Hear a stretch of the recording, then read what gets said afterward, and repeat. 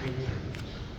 So Corey, we see you by Tony's side all the time. You put the partner and care partner for sure. But your story doesn't begin there. Tell us where your story begins. My story began with both of my grandmothers, both my maternal and my paternal grandmothers. Both had a dementia-based disease, one Alzheimer's and one dementia. And it was pretty rough on our family, and it was on both sides. So it was very difficult. Our story kind of started there. My one grandmother, which you see there, she has the gray hair with the blue eyes. That is my nanny. And the woman next to her, that is my grandma Alice. I come from a diverse background, Latino on one side and Swiss, Italian, Portuguese, mutt of all Europeans. And both of those cultures, though, are very prideful and very strong. And it was one of those things that we just didn't talk much about. And we just kind of dealt with the symptoms as they progressed and as they forgot. And it was very difficult. I was the first grandchild on both sides. I was the only granddaughter for 22 years on one side, so I was kind of the apple of both of their eyes. And slowly seeing them dissipate in front of me was very difficult. I was not a primary caregiver. I was in the background. I was there to support my parents as they dealt with these very difficult diseases. And both of my parents dealt with it head on. And my dad was the primary caregiver for my grandmother and moved her closer to her. She was from Whittier, California.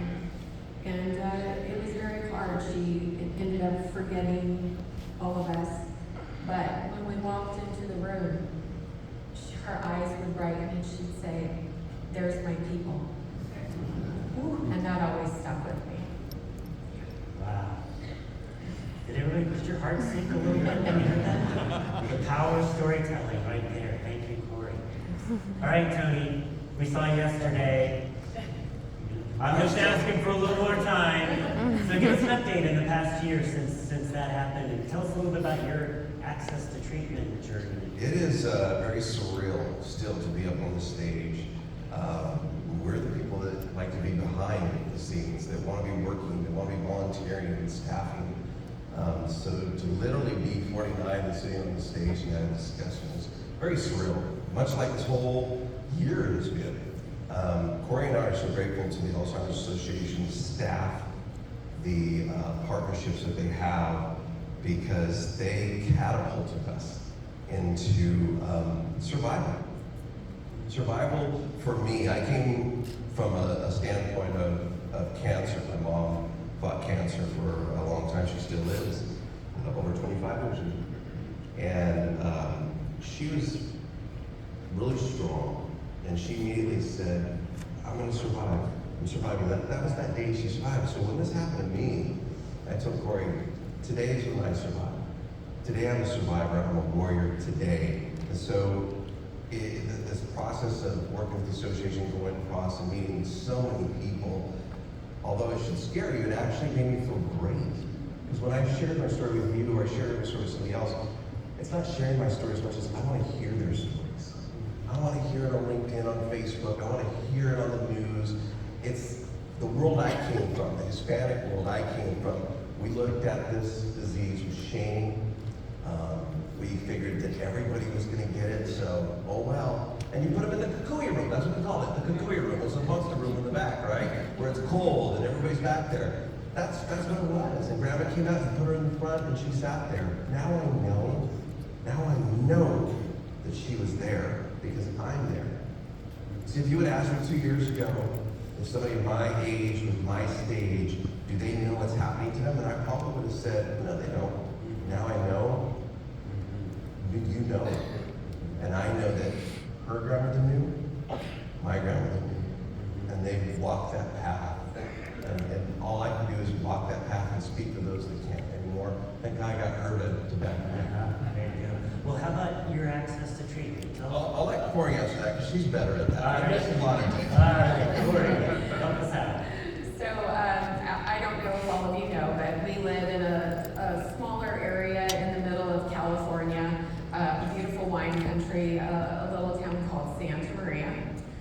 are known for our Pinot grapes and strawberries.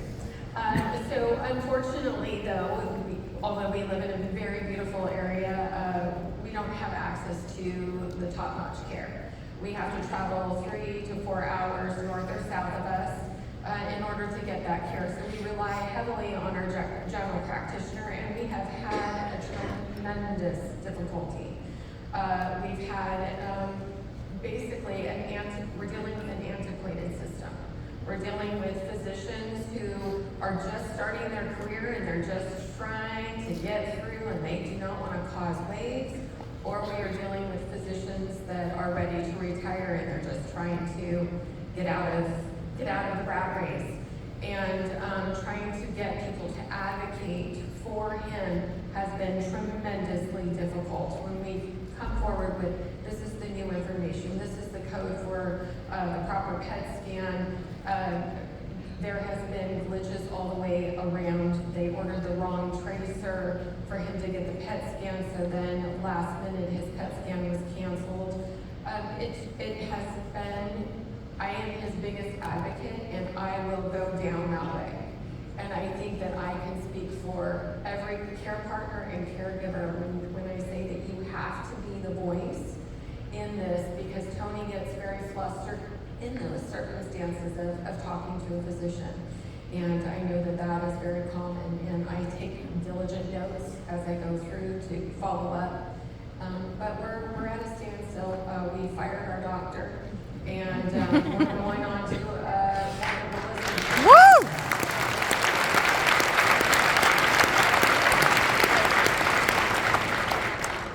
I'll say too that, I had so many of you came up to me and said, what medication are you on? Did you get the medication? Because everybody saw I was fighting the medication. And I will say that my survival comes straight in the morning, getting up, eating right, exercising, reading right, putting the right stuff in my brain. Garbage in is going to be garbage out. That's the way to be. I should have done that a long time ago. For those who don't know, I was 185 pounds heavier than I am now. That's what I was. This is a better life. I should have been preparing for this time. So when Dr. Carrillo tells us to prepare for that midlife, you want to have a comfortable midlife, the best way you can do it is by keeping your brain and your body healthy. It's what we've learned in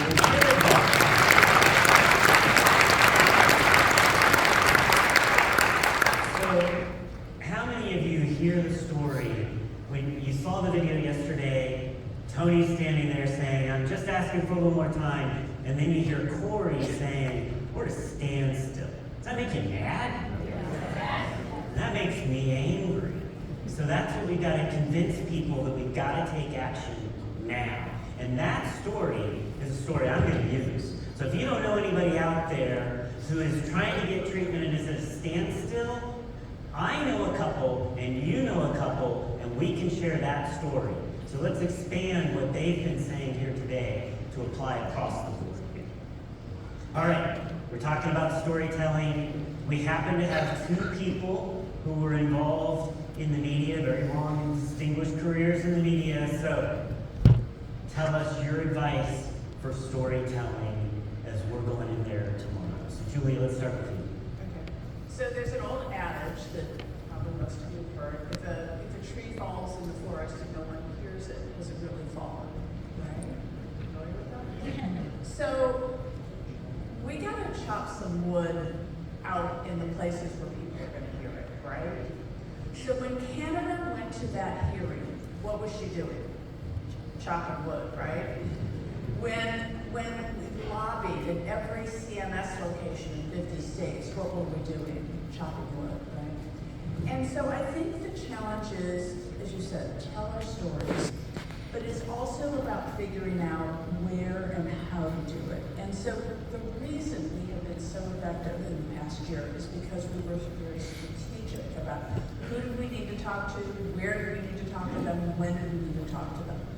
And so I encourage you to sort of think about not only the storytelling, but also the sort of strategy around it. Now, I'll give you one quick example. So first time I came to Alzheimer's Forum was 10 years ago. And local congressman, I was living in Ohio then, was too busy to meet with us. But I ran into him at another event, and I sort of went through the pitch and said, would you be willing to come to the Alzheimer's Association office next time you're in town? And he said, oh yeah, I just work it out with my staff. Okay, so, all right, so we did, and we had about a dozen people there, and he sort of comes in feeling whatever that he needed to do it, and there was a couple there, similar situation. The husband had dementia at that point, and the wife was caring for him, and they started telling their story. And this congressman who had said, I don't really know much about the disease, had tears in his eyes. And ever since, he has been on board for every piece of legislation. And so that's, I think, an example of how we need to sort of think about how do we get to the right people at the right moment. Great. I Tony, will besides say- the radio, Yeah, what else can we do? for those of, I've been trained to do this, and this will probably be one of the last things because it's in my wheelhouse to speak in public. It's just kind of the way the disease goes. So I don't expect you to do what I do. Don't think you're going to go and do what I do. Good if you can. But I will tell you what Joe Arciniega told me. Now remember, I had a career in broadcasting voiceovers, but a gentleman just a year ago told me how to tell my story. Joe said, Tony, take them there. That was all he had to say. Because I knew what he meant. Take that person where you are. Take them where your family is. Take them where your community is. Take them there. Because if you take them there, they'll come along for the ride. Thank you, Joe.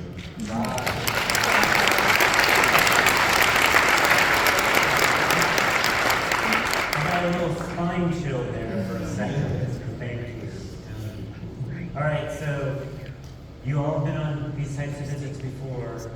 What's your advice, final advice for this group of people as they prepare their stories, they get ready to go in tomorrow? What's your final thoughts on how they can make their meetings successful? Corey, let's start with you. I think being authentic. I think that if you go in with a script, they can tell it's a script. You've got to start from the heart. You may have different philosophies, you may have different beliefs than the person that you're meeting with, but that's why we're in purple. I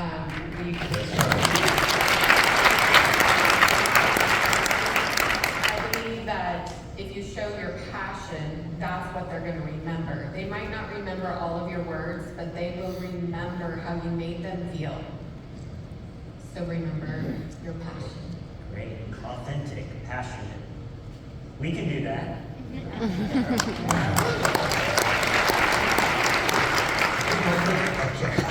Be open, be open to whatever's in front of you. Some of us want to meet the actual congressperson, right? But if you get one of their staffers, take advantage of that opportunity because you're going to miss out if you don't. They may think that they're just fulfilling an obligation that day for their person. But again, if you can take Joe's words and take them there, you can lock it in. We did it our first run. It's just a matter of really honing in and connecting with that person while you're there. Take your time and just breathe. And remember that you're there representing so many other people, but you're given that opportunity to share that story. Just break it down to its smallest point. Instead of thinking of the millions that are counting on you, think of just that room, and you're just trying to have a conversation with somebody.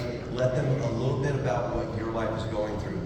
You're going to be just fine. Don't think about where you're at or what you're doing, because they're people just like you. They put their clothes on the same way, and they got the same problem. Guess what? They have a brain too. They may not think about the clouds.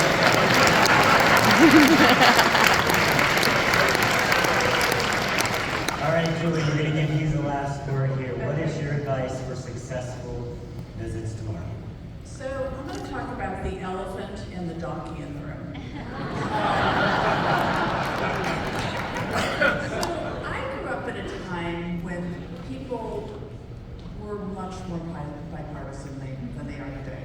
My dad was very active in the Democratic Party. My mom was from a lifelong family of Republicans, and I still have my great-grandfather's porcelain elephant in the library, right? But that was sort of how the world worked, right? These are different times.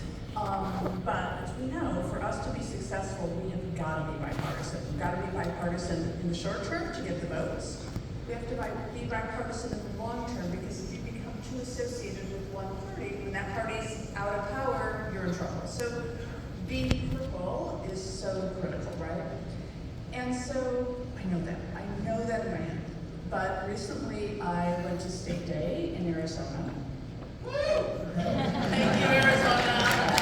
And I was assigned to go speak to a member of the state legislature who I looked at what that person had voted for and said, and I thought, we have nothing in common. We don't agree on anything. And in fact, I find a lot of their views pretty concerning, right? And so I walked into that meeting with a little trepidation, to be honest. And first question we always ask is, tell us about your experience with disease. And this legislator starts talking about her experiences. And they were just like the ones I've had, the ones all of you have had. And I realized this person that I thought I had nothing in common with, I had an incredible amount in common with. And we had an amazing conversation. And so I just encourage all of you, when you go into these meetings, open your hearts and we can make such a difference. Great advice.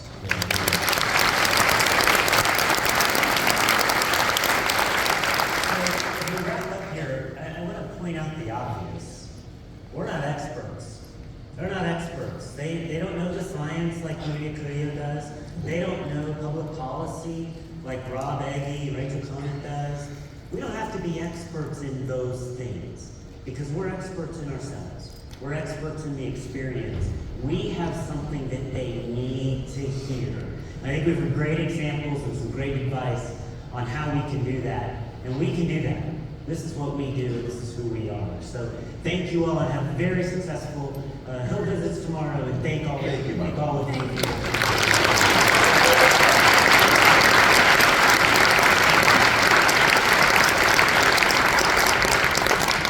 Hey everybody, Senator Tim Kaine here.